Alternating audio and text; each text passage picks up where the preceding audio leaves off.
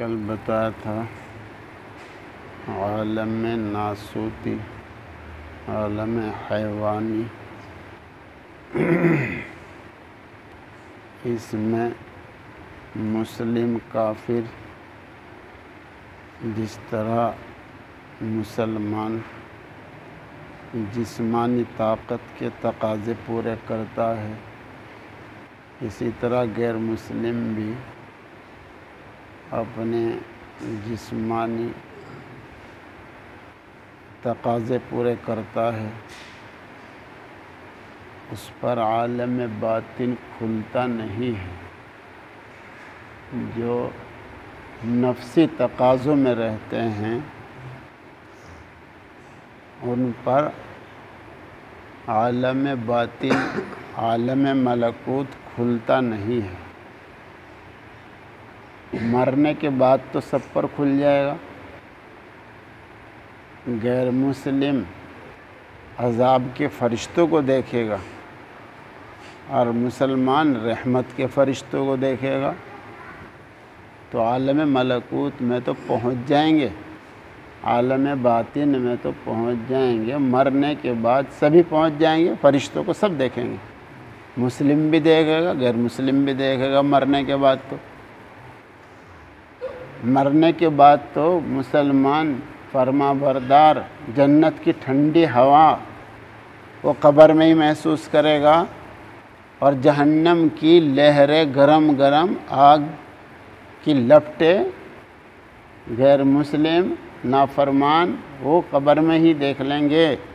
तो ये आलम बातिन तो खुल जाएगा मरने के बाद सब पर ही, लेकिन दुनिया में ये सब पर नहीं खुलता है। ये उस पर खुलता है जो ईमान लाने के बाद मेहनत करता है। जो ईमान लाने के बाद मेहनत करता है तो फिर वह आलम हैवानी से तरक्की करता है, तो पहुंचता है आलम मलकूत, आलम मलकूत में। और उसको मरने से पहले ही नज़र आने लगते हैं फ़रिश्ते। हमारे नबी सल्लल्लाहु अलैहि वसल्लम नमाज इस्तिस्क़ा पढ़ा रहे थे, तो एक दफ़ा आगे को बढ़े, एक दफ़ा पीछे को बढ़े। सहाबाए किराम रिज़वानुल्लाहि ताला अलैहिम अजमईन ने पूछा, जी ये नमाज ऐसी है आगे पीछे हटने की? फरमाया, जब मैं आगे को बढ़ा तो जन्नत नज़र आई, मैंने सोचा फल तोड़ लें ताकि तुम सबको नज़र आवे, तुम भी देखो। लेकिन फिर मैं हट गया और फिर मैंने देखा जहन्नम की लपटें, तो मैं पीछे को हट गया।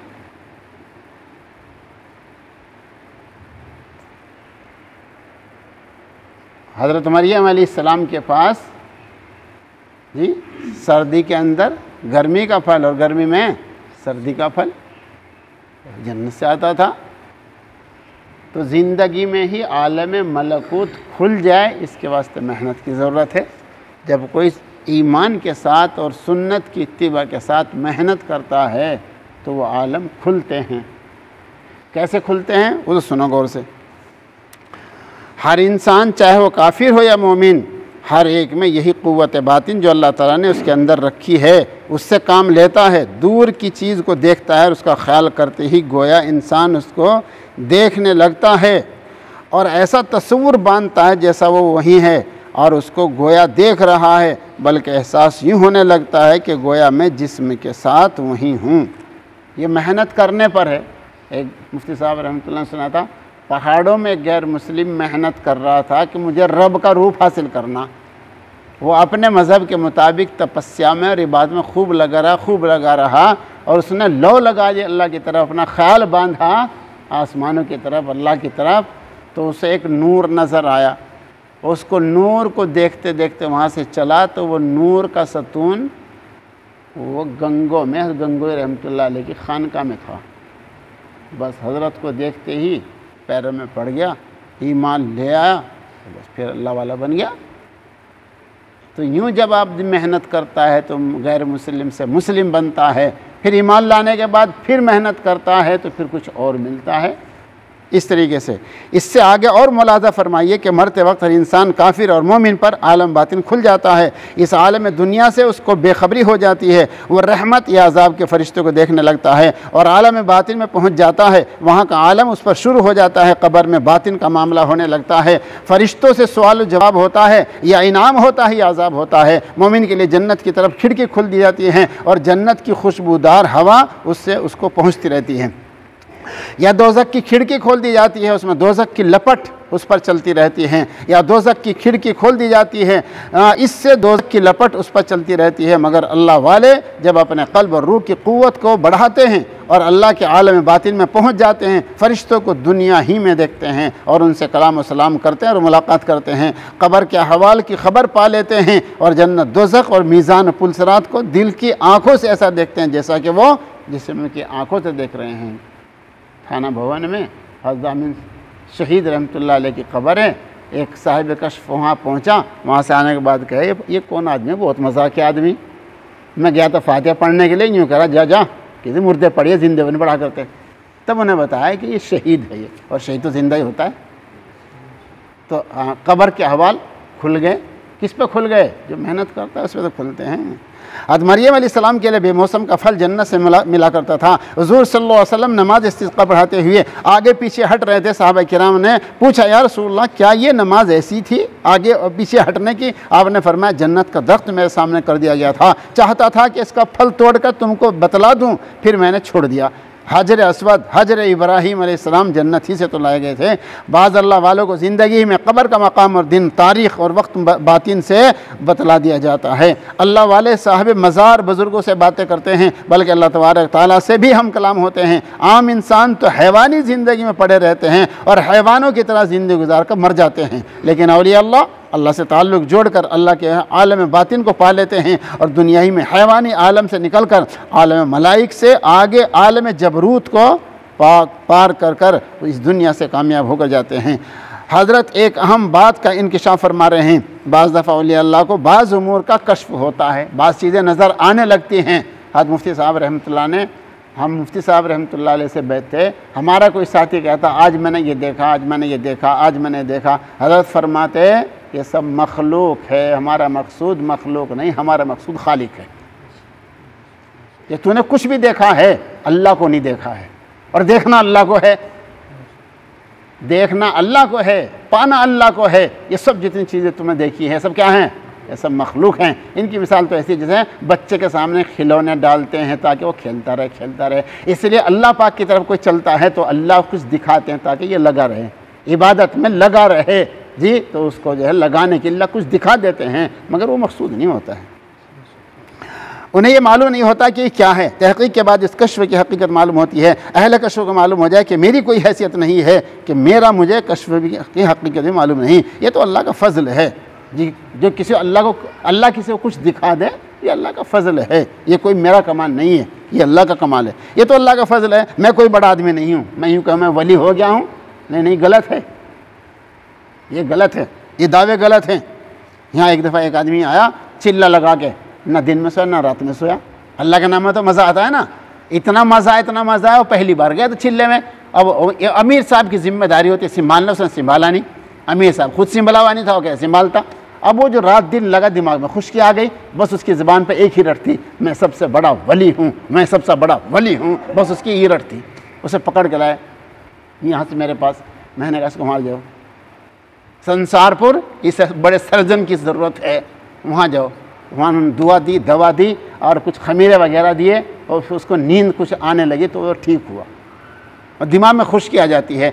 साहबा किराम ने इरादा किया था, हम दिन में रोज़ा तोड़ेंगे और न रात में सोएंगे। हुज़ूर पाक सल्लल्लाहु अलैहि वसल्लम डांट पिलाई, तुम मुझसे ज़्यादा अल्लाह से डरते हो? मैं रात को सोता भी हूँ और जागता भी हूँ, मैं रोज़ा भी रखता हूँ, इफ्तार भी करता हूँ। मोतदिल बना दिया, नॉर्मल। ये सुन्नत के ख़िलाफ़ है। पूरे दिन रोज़ा रखता है रोज़ाना और पूरी रात जागता है, सुन्नत के ख़िलाफ़ है। दिमाग में खुश्की आएगी तो फिर पता नहीं क्या क्या बकेगा।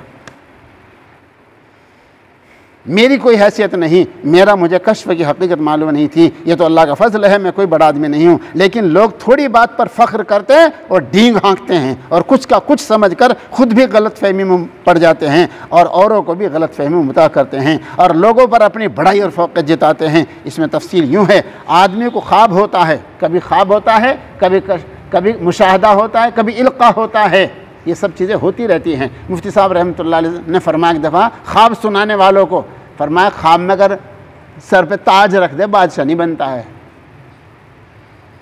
कोई यूँ कहे रात देखा मैंने, मेरे सर ताज रख दिया भाई बादशाह बन जावे, बात तो है जो बेदारी में मिले। मौलाना मसीहुल्लाह खान साहब रहमतुल्लाह ने फरमाया ख्वाबात से तसव्वुफ़ तय नहीं होता है, काम करना पड़ता है काम। ख्वाब होता है, ख्वाब तो बेइख्तियारी होता है, बातिन से उसे दिखाया जाता है। ख्वाब ऐसा होता है जैसे आजकल अखबार में कार्टून दिया जाता है, कार्टून की शक्ल कुछ और होती है, मतलब उसका कुछ और होता है। ख्वाब कुछ होता है, मतलब उसका वो बताता है जो ताबीर देने वाला होता है। मफ़हूम को बतलाने के लिए एक ख़याली तस्वीर बनाई जाती है, बज़ाहिर आम लोग उसको समझ नहीं सकते हैं कार्टून क्या कहना चाह रहा है, मगर उसके माहिर जान लेते हैं कि इस कार्टून का मफ़हूम क्या है। ऐसे ही ख्वाब की असलियत और हकीकत जानने वाले ख्वाब के मफ़हूम को जान लेते हैं। ख्वाब देखने वाला अगर ख्वाब को देखने की सलाहियत नहीं रखता तो कुछ का कुछ मफ़हूम समझ कर गलतियों में पड़ जाता है। ख्वाब कभी बज़ाहिर परेशान कुन होता है मगर उसका मफ़हूम मुबारक खुशकुन खुशखबरी का होता है, और कभी बहुत खुशकुन होता है मगर उसका मफ़हूम उल्टा होता है। हज़रत यूसुफ़ अलैहिस्सलाम को अल्लाह ने ताबीर ख्वाब का इल्म दिया था। दोनों कैदियों ने अपने ख्वाब आपसे बयान किए, आपने उसकी ताबीर दी और ऐसे ही हुआ। उसमें यह भी है कि समझदार आदमी से ख्वाब बयान करे, वरना ताबीर देने वाला उल्टी ताबीर दे तो वैसा ही हो जाता है। यूसुफ़ अलैहिस्सलाम ने फरमाया मैंने जो ताबीर दिया वो हो गया। हुज़ूर सल्लल्लाहु अलैहि वसल्लम ख्वाब में तशरीफ़ लाते हैं और बाज़ अल्लाह वाले जो बाहयात होते हैं ख्वाब में आते हैं और कह भी देते हैं कि मैं ख्वाब में आया था। बाज़ों को बकसरत ख्वाब होते हैं, बाज़ों को बहुत कम होते हैं। ये कोई बुजुर्गी की अलामत नहीं है। हाँ, सरदार दो आलम सल्लल्लाहु अलैहि वसल्लम को ख्वाब में तशरीफ़ लाना बशारत ही बशारत है। पीर का और औलिया अल्लाह का ख्वाब में आना भी बहुत मुबारक है। इन ख्वाबों में भी गलत फहमी का धोखा है। इसी तरह मुशाहदा है कि बातिन से ख्वाब की तरह एक ऐसा नक्शा दिखाया जाता है कि आदमी उसको दिल की आंखों से ऐसा देखता है जैसे जिस्म की आंखों से देख रहा है। इसी तरह अल्लाह ताला अल्लाह वाले के दिल में कोई बात डालते हैं, उसे इल्क़ा इल्हाम कहा जाता है। साहब मज़ार बुज़ुर्गों की तरफ से भी अक्सर या कभी कभी इस तरह की बात दिल में आती है जैसे कलाम हो रहा है। इन सब चीज़ों में इन बातों का समझना दीन फहम और समझ की बात दिल में आती है जैसे कलाम हो रहा है। इन सब चीज़ों में इन बातों का समझना दीनी फहम और समझ की सख्त ज़रूरत है, वरना आदमी गलतियों में पड़ जाता है या वो अपने आप को बुजुर्ग समझने लगता है। ये सब फजल खुदाबंदी है। इन सब चीज़ों में आदमियों को ये समझना चाहिए ये मेरा कोई कमाल नहीं बल्कि अल्लाह का फजल है और बुजुर्गों की इनायत है, बुजुर्गों की दुआ की बरकत है। तब तो आदमी गलती और गुमराहियों से बच सकता है, वरना बड़ा अंदेशा है कि कहीं गुमराह ना हो जाए।